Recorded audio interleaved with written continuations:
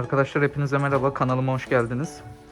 Bugün Toyota Corolla var. Ön kaput boyanacak. Arka tamponu var ve bagaj kapağı var. Ön kaputun sadece buraları astarlı.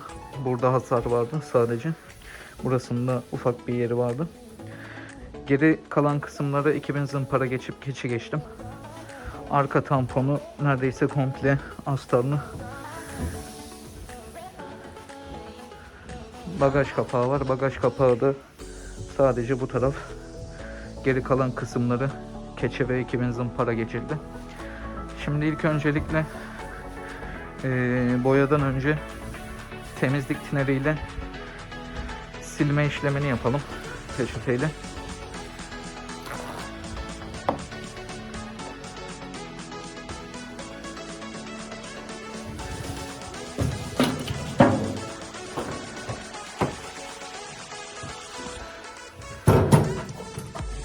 Parçaları boyamadan önce her zaman temizlik tineriyle silmemiz gerekiyor.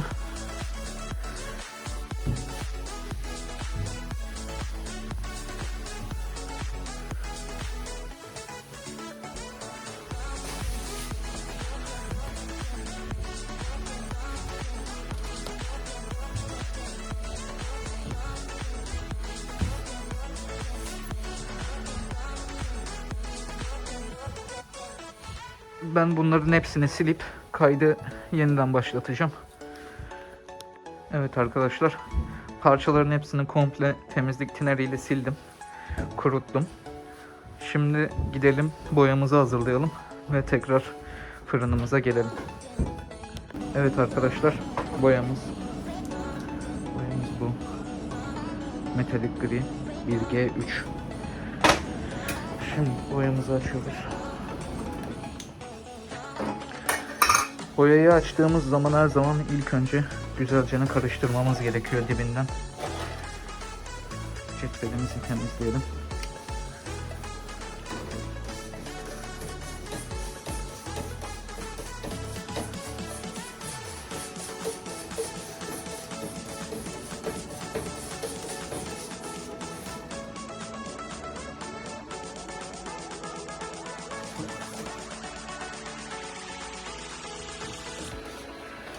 Şimdi boyamızı ayrı bir kaba yapıyoruz. Arkadaşlar bu metalik boyalar hava kurumalı oluyor. Selülozik boya. O yüzden bunlara parter girmiyoruz. Sadece tinerle, akrilik tinerle inceltme işlemini yapıyoruz. Başka bir şey yapmıyoruz.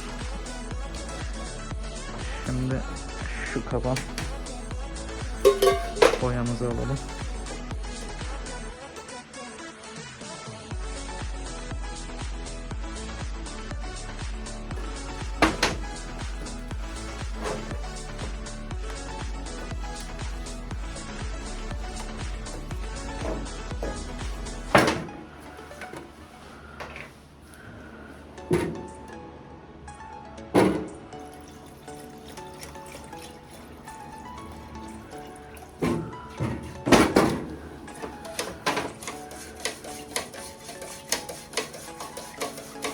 İyicene karıştırmamız gerekiyor.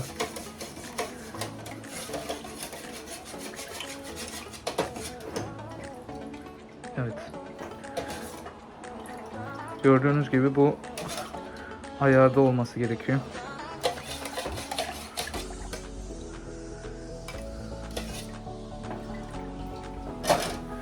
Şimdi bunu tabancamıza koyalım. Boya tabancasını SATA kullanıyoruz.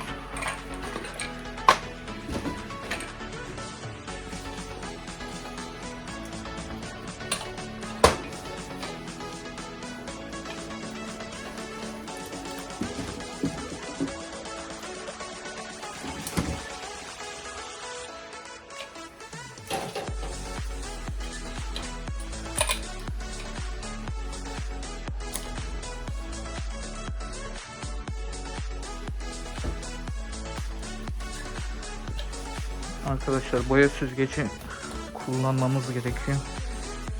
Ne yaparsak yapalım astar atarken bile boya süzgeci kullanıyoruz.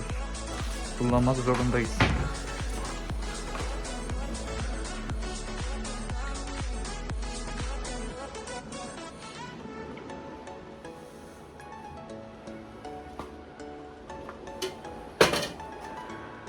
boya işlemimiz, boyayı hazırlama işlemimiz bu kadar. Fırında kaydı başlatacağım. Evet arkadaşlar, şimdi mumlu bez ile boyayacağımız yerleri sileceğiz. Mumlu bez boyayacağımız yerlerde tozlar varsa tozları yapıştırıyor, çünkü yapışkan bir malzemesi var. Yani şu an tozlardan kurtulmamız gerekiyor. Bir yandan hava vererek tabancayla, bir yandan da mumlu bezle siliyoruz ki olan tozlar gitsin ve yapışsın.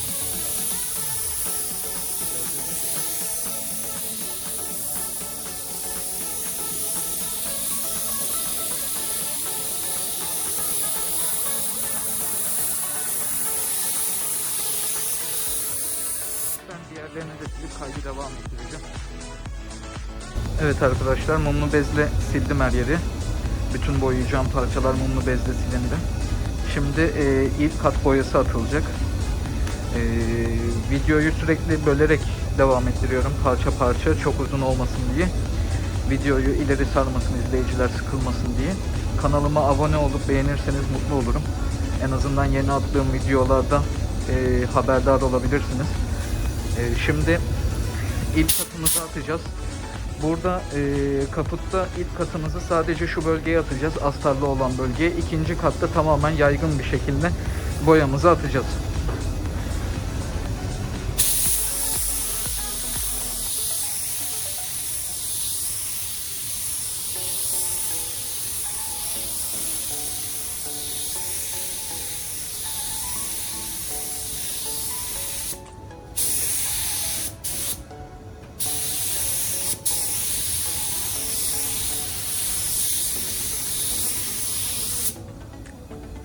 Bu şekilde bir kuruması gerekiyor arkadaşlar. Şimdi tamponumuza geçelim.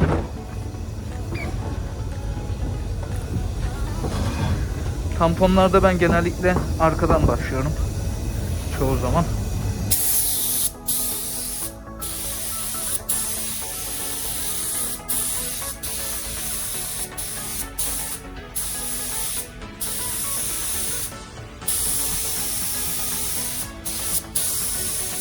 Katlarda da genellikle pek yüklenmiyorum. O yüzden şu an bu şekilde duruyor.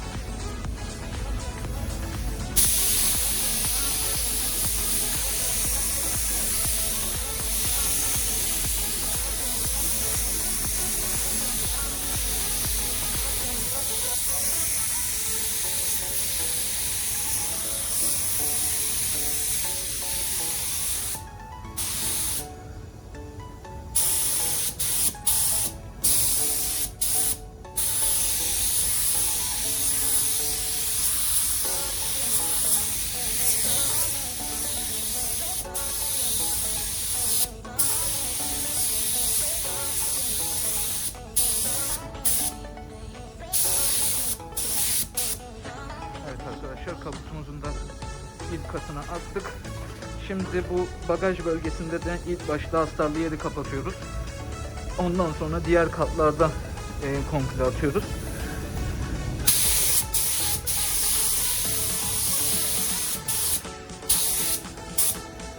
Bu şekilde.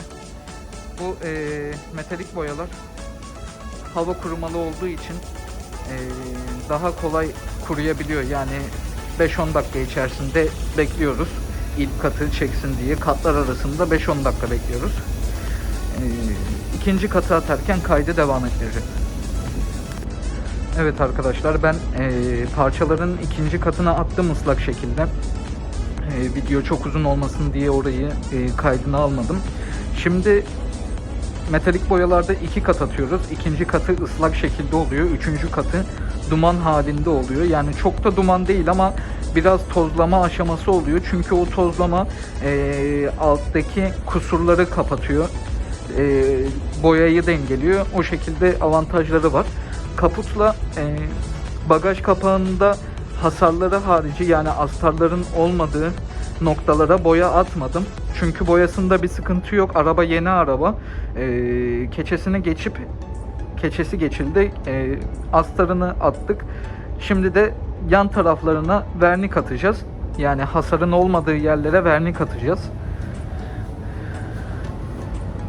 Şu şekilde. Sadece hasarın olduğu yere 2 kat boya attım. 3. tozlamasını atacağım. Biraz çevresine yaydırarak atacağım. Ondan sonra verniği atmış olacağız. Şimdi 3. kat, yani tozlama olarak atımı yapalım sizinle. Biraz genişten alacağız arkadaşlar.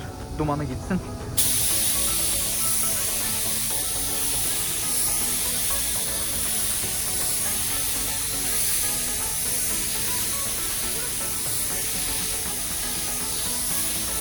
Bu şekilde. Şimdi tamponumuza da toz halinde atım yapalım.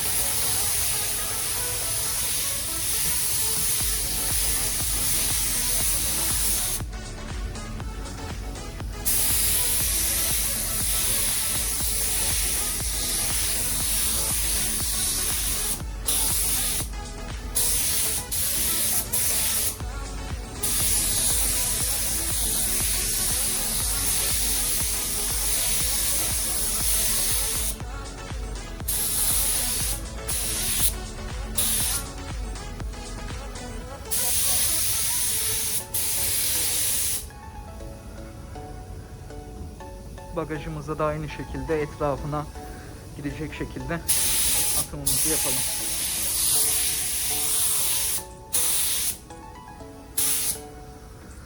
Evet, boya işlemimiz bu kadar.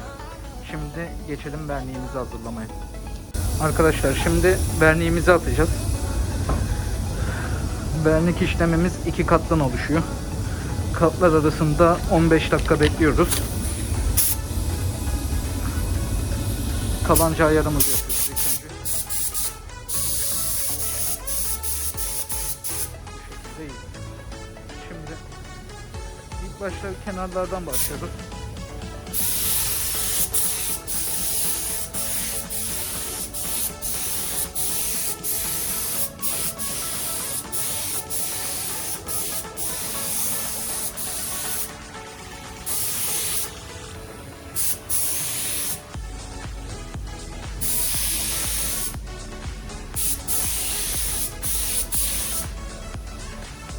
Şimdi kaputun ortasından başlayabiliriz.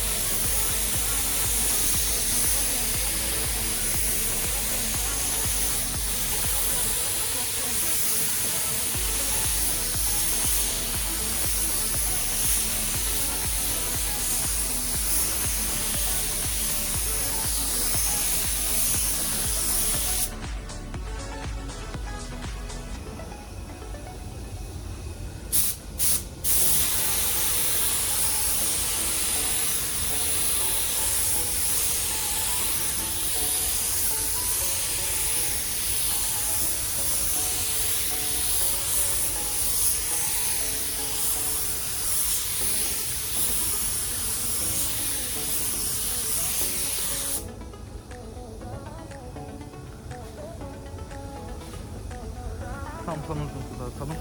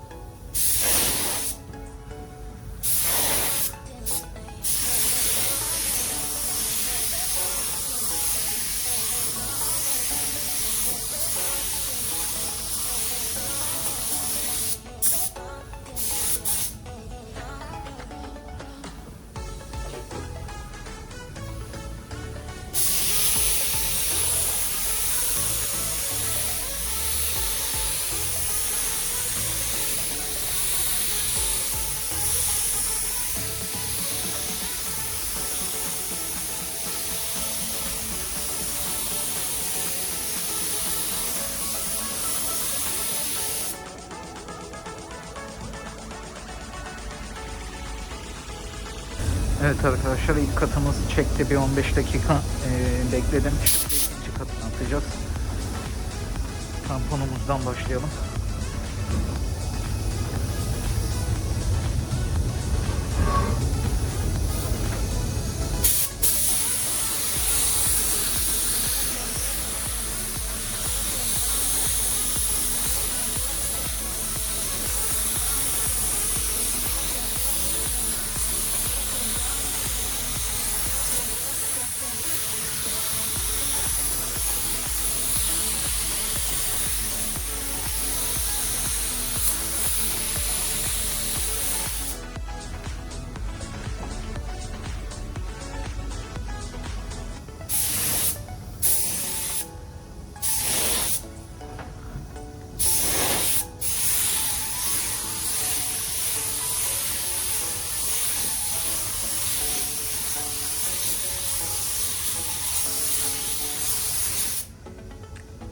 Bu tarafı tamam.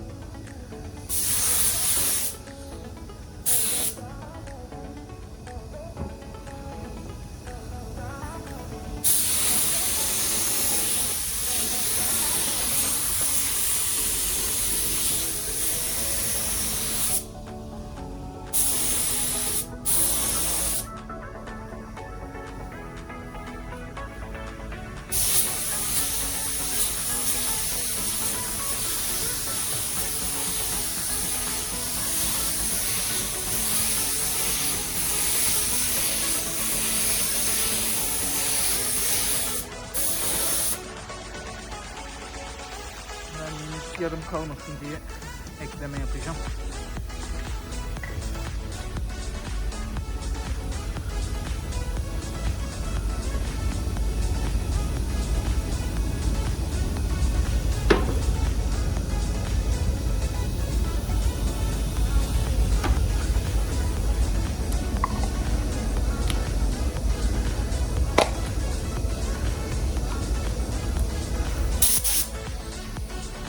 Şimdi kaputumuzu atabiliriz.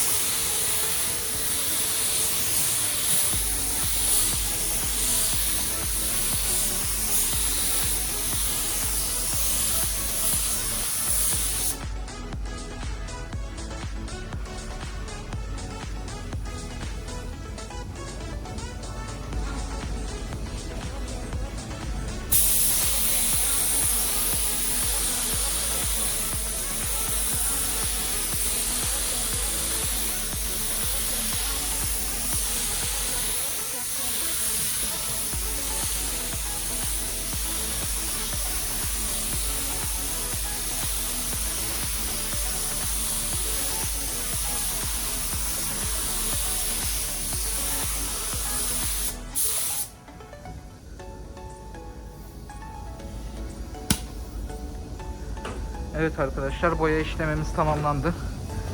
2 kat verniğimizi de attık. Ufak tefek tozlarımız var. Fırın tam çekmiyor.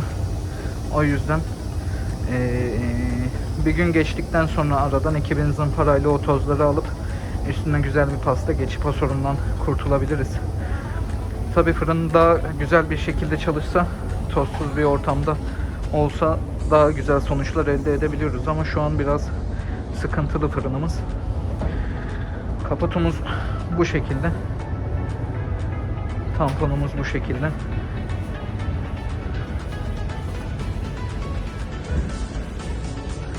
Bagaj kapağımız da bu şekilde.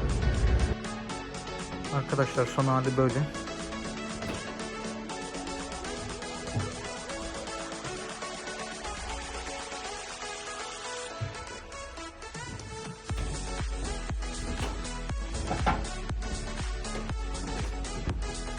Videonun sonuna geldik arkadaşlar. Videoyu beğendiyseniz yorum yapıp beğenmeyi, abone olmayı unutmayın arkadaşlar. Yorumlarda merak ettiğiniz şeyleri sorabilirsiniz. Dönüş sağlarım.